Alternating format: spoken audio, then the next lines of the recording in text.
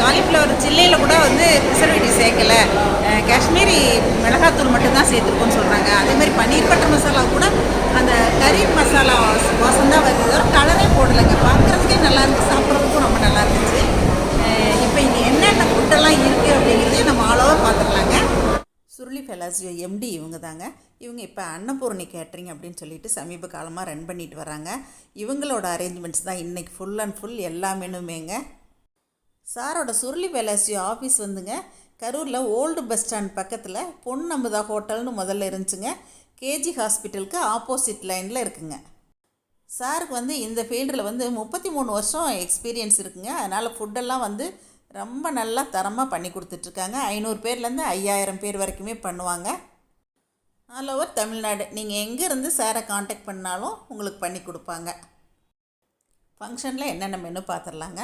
பாம்பே பாதுஷாங்க, ரொம்ப குட்டியாக சாப்பிட்றதுக்கு டேஸ்டியாக இருந்துச்சு. அதே மாதிரி குலோப் ஜாமுனும் ரொம்ப அருமையாக இருந்துச்சுங்க. அப்புறம் சமோசா, இந்த சமோசா பற்றி சொல்லியே ஆகணுங்க. ரொம்ப குட்டியாக எல்லோரும் வேஸ்ட் பண்ணாமல் சாப்பிட்ற மாதிரி. அதே மாதிரியே இந்த வெஜ் நக்கட்ஸும் அந்த மாதிரி தான் ரெடி பண்ணியிருந்தாங்க. அப்புறம் கோபி 65 நல்லா கிறிஸ்பாக நல்லா இருந்துச்சுங்க.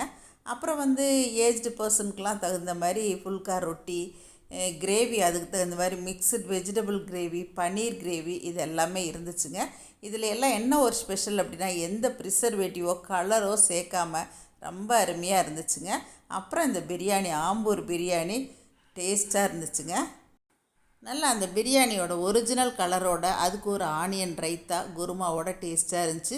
பெங்களூர் தட்டு இட்லி ரொம்ப சாஃப்டாக இருந்துச்சுங்க. அதுக்கு கடலை தேங்காய் மிக்ஸ் பண்ணி ஒரு கெட்டி சட்னி, கூடவே கதம்ப சட்னி, அப்புறம் கமகமா சாம்பார், இது எல்லாமே ரொம்ப அருமையாக இருந்துச்சுங்க. இந்த கேட்ரிங் பார்த்திங்கன்னா பட்ஜெட் ஃப்ரெண்ட்லி கேட்ரிங் அப்படின்னு தான் சொல்லணுங்க.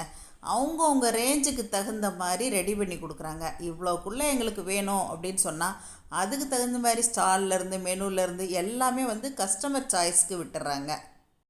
அதனால் நம்ம வீட்டில் ஏதாவது ஒரு ஃபங்க்ஷன் அப்படின்னா இப்போ எல்லாருமே நம்ம வந்து கேட்ரிங் இன்சார்ஜ் கொடுத்துட்றோங்க. இந்த மாதிரி ஒரு நல்ல கேட்ரிங் தேர்வு செஞ்சு நம்ம கொடுத்துட்டா ஃபுட்டை பற்றிய கவலையே நம்ம இல்லாமல் நீட்டாக ஃபங்க்ஷன் நடத்தலாங்க.